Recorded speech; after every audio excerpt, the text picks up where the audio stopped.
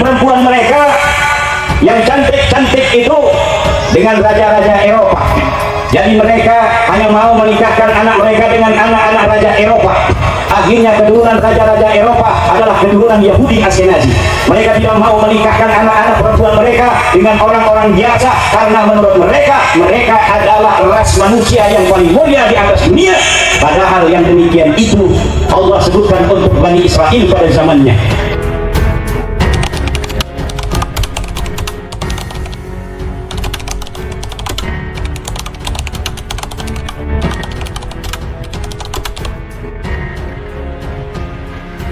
Pak Ustadz, saya mau nanya, apa benar seorang syarifah tak boleh menikah dengan selain syarifah? Kalau laki-laki sayyid, kalau perempuan syarifah, keturunan Nabi Muhammad SAW. Nama kitabnya ditulis oleh Imam Ash-Shawqani. Mesti ada kufu selevel. Jadi kalau syarifah menikah dengan syarif atau dengan sayyid, itu dalam kitab. Jadi saya berpegang pada itu. Kalau ada yang berani menikahi syarifah, mungkin dia punya kitab lain. Tapi dalam buku yang saya baca, maka syarifah menikah dengan sayyid atau syarif untuk menjaga nasabnya, supaya nasabnya tidak rusak, tetap ada darah Nabi Muhammad SAW.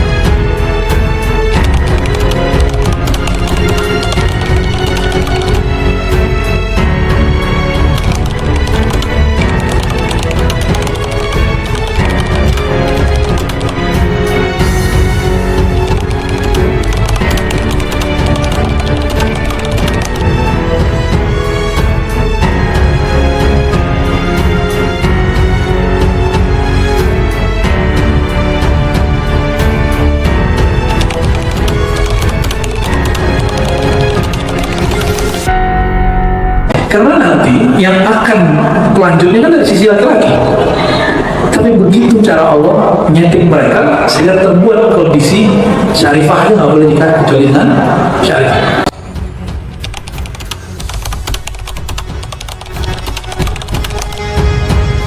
Bener gak sih orang Arab tuh menikahnya harus dengan orang Arab? Kalau cewek iya. Kalau cewek iya. Iya, karena garis keturunannya kan berdasarkan garis keturunan cowok. Maka kalau cewek nikah dengan cowok non keturunan Arab, Iya. maka garis keturunannya kan hilang. Tapi itu bukan Arab ya. Iya. Secara khusus Arab yang keturunan Nabi, yang kemudian disebut Sayyid atau Habib, karena sebagai bentuk ikhtiar kita menjaga amanat dari Nabi Muhammad untuk menjaga garis keturunannya agar terus ada. Jadi kita sudah dapat kemuliaan mendapat garis keturunan yang bersambung dengan Nabi Muhammad, maka itu harus dijaga. Sebenarnya penjagaan utamanya, kata Habib Abdullah bin Abi Al-Haddad, itu bukan hanya nasabnya, tapi menjaga keilmuan dan akhlaknya Nabi Muhammad.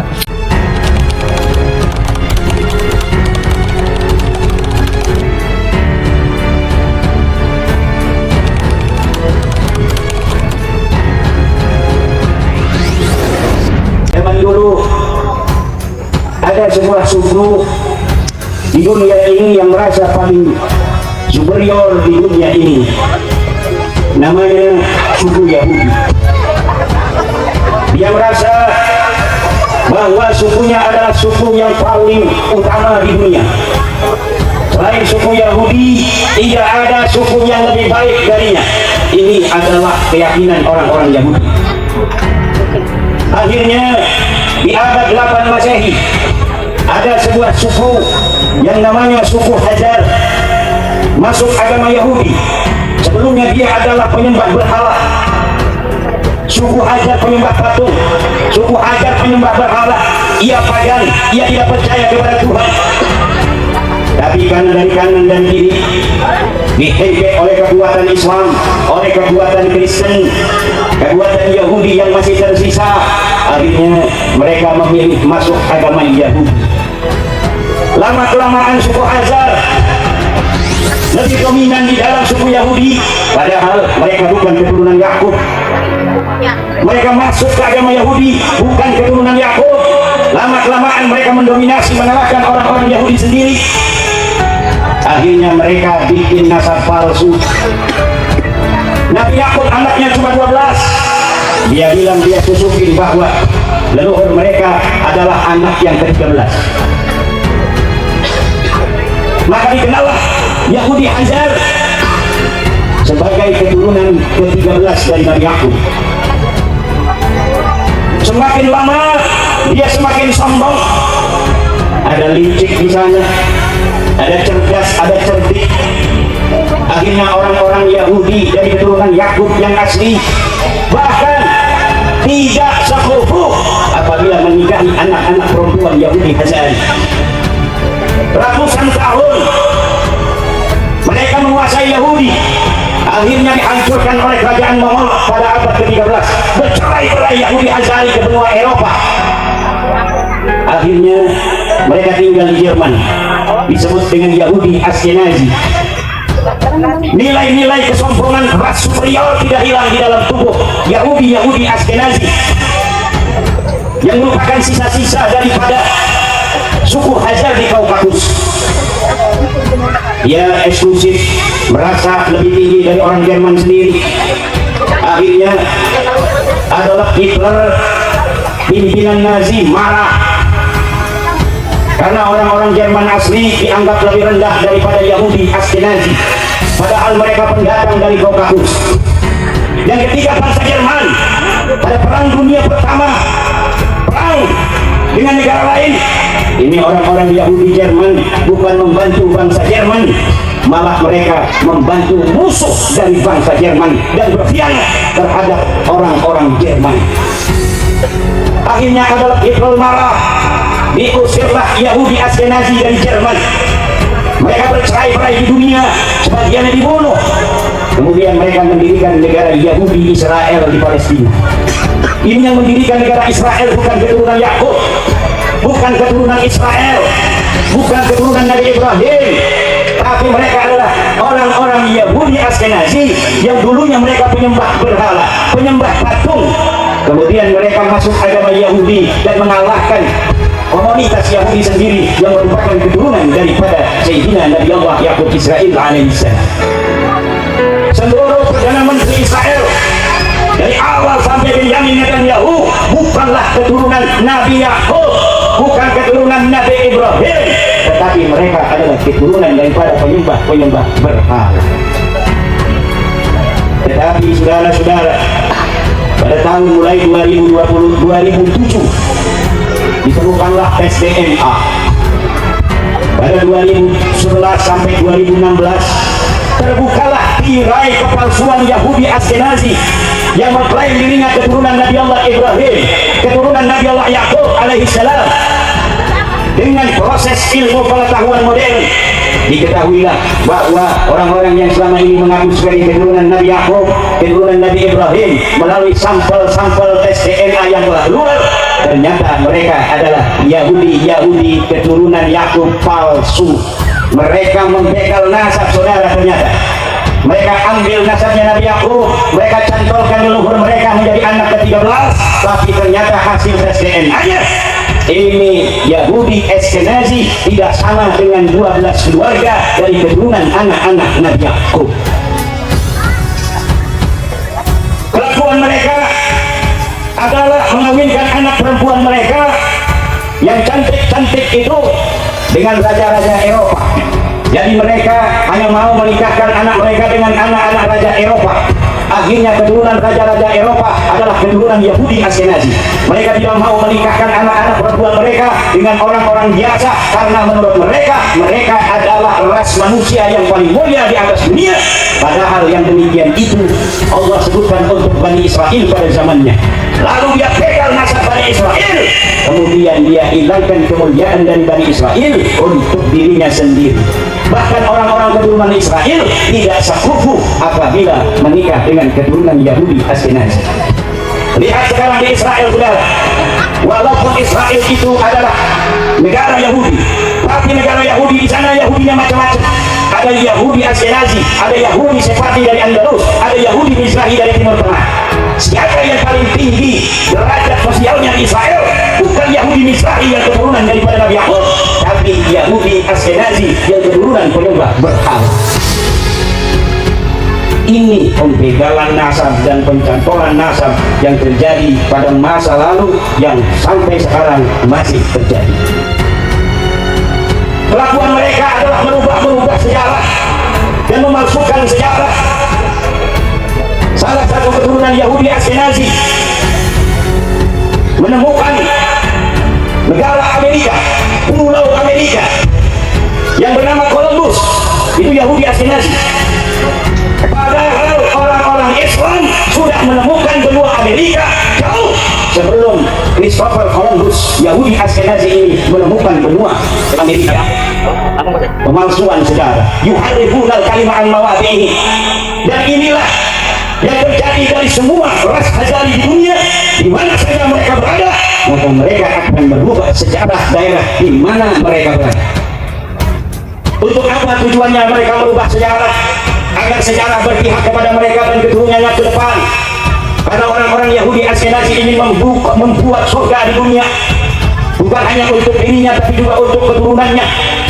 Maka musuh Yahudi Askenazi adalah keturunan Ibrahim, nutfah Yadawiyah, yang akan senantiasa mendoakan anak cucunya ila yaumil qiyamah untuk setia menyembah Allah, untuk senantiasa berada dalam iman, dalam Islam.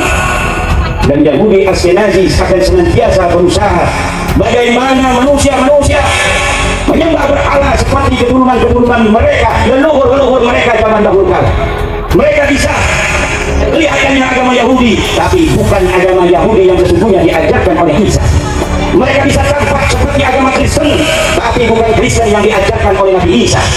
Mungkin saja mereka tampak seperti orang-orang yang beragama Islam, tetapi sebenarnya mereka ingin menggelincirkan umat Islam daripada ajaran-ajaran tauhid yang diajarkan oleh Nabi Allah Ibrahim, oleh Nabi Allah Musa, oleh Nabi Allah Isa, dan oleh Nabi Allah Muhammad sallallahu alaihi wa alihi.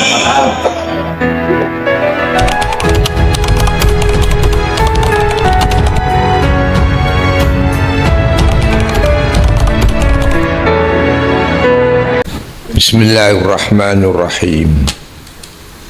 Alhamdulillah alladzi faddala al-ilma wa ahlahu wa massala lihada ma massala Allah subhanahu wa ta'ala bi amrihi lil malaikati faqala subhanahu wa ta'ala usjudu li Adam fasajadu illa iblis. Innama amara Allah subhanahu wa ta'ala as-sujud ala al-malaika li Adam lianna Allah subhanahu wa ta'ala faddalahu ala sairi khalqihi bil ilmi wat taqwa. Asyhadu an la ilaha illallah wahdahu la syarika lah, syahadatan nudakhiruha linakuna ghadan fi jannatil ma'wa nuzulam min ghafurir rahim. Sallallahu wa sallama wa baraka ala nabiyyin wasafahu Allah subhanahu wa ta'ala birrahim wa ala alihi wa ashabihi wa man tabi'ahum bi ihsanin ila yaumiddin wa narju minhu ta'ala an nakuna akhirana fi jiwarihi ta'ala Allah al-malik ar-rabbur rahim. Amma ba'd. Para musyawirin saking ingkang dipun undang wonten ing mriki, saking pondok-pondok ingkang pikantuk undangan, musyawarah ingkang wonten ing pondok mriki dipun wontenaken menjelang badhe wonten hari Maulid Nabi, lahire Kanjeng Nabi, ingkang menurut hitungan rembulan, mboten srengenge. Terus lahire Kanjeng Nabi tahun tanggal kaping pinten? 12 wulan Rabiul Awal. Bulan Rabiul Awal. Tahun dereng wonten taun. Sebab wonten taun sak sampunipun hijrah Kanjeng Nabi, sesudah hijrah ke Al-Madinatil Munawwarah. Tepak hijrah itu ditengeri itu mulai awal tahun hijrah. Jadi mulai tahun hijrah sampai sekarang hijrah Nabi 1400 berapa? 1400 berapa? 17 39 menurut hitungan rembulan matahari. Wa ja'alnal qamar wasyamsa ayatain. Ayat 2, ayatul lail al-qamar wa ayatun nahar asyamsu. Ayatul lail al-qamar, tapi qamar ini mempunyai sesuatu nilai yang tinggi, sebab umat Muhammad dari masa ke masa menurut agama hitungannya pakai rembulan, karena ini ya fitratallahi allati fataran nasa 'alaiha la tabdila li khalqillah. Fitrah Allah itu rembulan bagi manusia.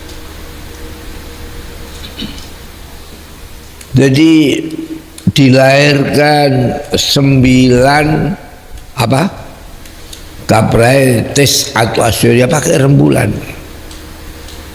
Jadi kapan wae kalau sudah 9 hitungannya ya sudah masa lahir.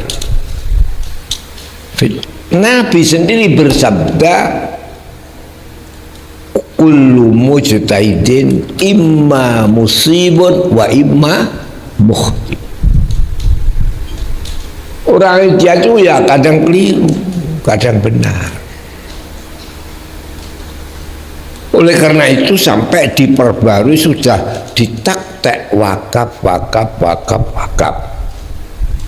Dibarui dengan isyarat yang walau akhir ayat kau jangan mandek, walau tengah ayat mandek. Jadi ada rumus qola, arwaqu aula, sholat al-wasulu aula, emim luzumul waqfi. Itu ijtihad apa wahyu? Ijtihad. Jadi sesudah ini ajaran dari guru-guru saya, ada taktek ayat, ada rumus yang diadakan bagi orang yang ingin tahu arti Quran, tahu awal jumlah, akhir jumlah. Sehingga kalau akhir jumlah harus berhenti. Walaupun bagi orang taktek mimla harus wakaf, tapi kalau belum akhir jangan berhenti. Di sini rumitnya. Al-mujtahid rubbama yakunu musiban wa rubbama yakun mukhtian. Karena Quran ini lain daripada yang lain, jadi apapun tak wakaf jangan dirubah, walau nggak boleh berhenti, wakaf tetap. Qala sholat harus kita pakai, walaupun hakikatnya tidak boleh berhenti di sini. Jadi kalau ingin tahu Quran, siapa yang ingin tahu Quran bisa membaca Quran yang sekarang habis hampir, tahu awal jumlah, tahu apa akhir jumlah. Quran yang disediakan oleh orang yang menghafaz Quran, ini Quran pojok, iya, di pojok akhir jangan berhenti, ya ada. Semua orang yang menghafal mesti berhenti, wong sudah pojok. Yusabbihu lahu bil ghuduwi wal asali rijalun. Asal kalau orang yang bodoh mesti leren, wong pojok. Balik sudah. Ada sih. Ilmu yang kayak gini sekarang kayak sudah habis. Habis nggak habis? Habis kadang kiai ini rapat roh. Saya tidak sombong, saya ingin mengutarakan guru saya Abdullah bin Nuh, guru saya, ayah saya.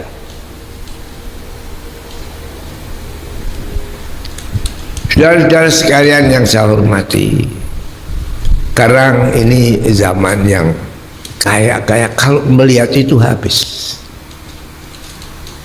berubah. Dulu ya ummul qauma aqra'uhum li kitabillah. Yang menjadi imam yang paling baca Qur'annya pintar. Nah sekarang kalau ini hadis dibuat, terus saiki wong wedok sing jadi imam. Wong sing akeh sing ngapal iku wong wedok. Untung-untunge kiai nek bojone apal Qur'an. Betul enggak itu? Ya, kiai kan enggak apa. Enggak apa. Ini Allah.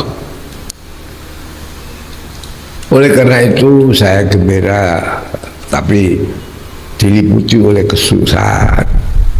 Saudara-saudara mau bermusyawarah apa bakso apa?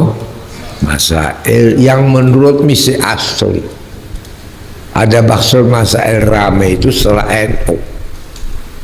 Wani NU nek muktamar 5 dino 6 dino mergo sing akeh bakso masail.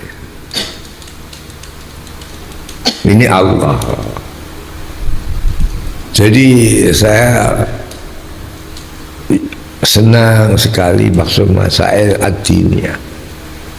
Yang dibahas marojekna kutub-kutub salaf, kitab-kitab yang dikarang salaf, masih zaman salaf, sahabat, tabi'in. Dalam kitab dikarang bahasa Arab itu zaman salaf, bahasa Arab. Salah, tidak ada. Yo aneh memang. Mengapa kalau ulama kok bisa bahasa Arab? Aneh. Jadi keanehan ini merupakan mu'jizat. Mu'jizat Nabi itu semakin lama semakin tambah kentara.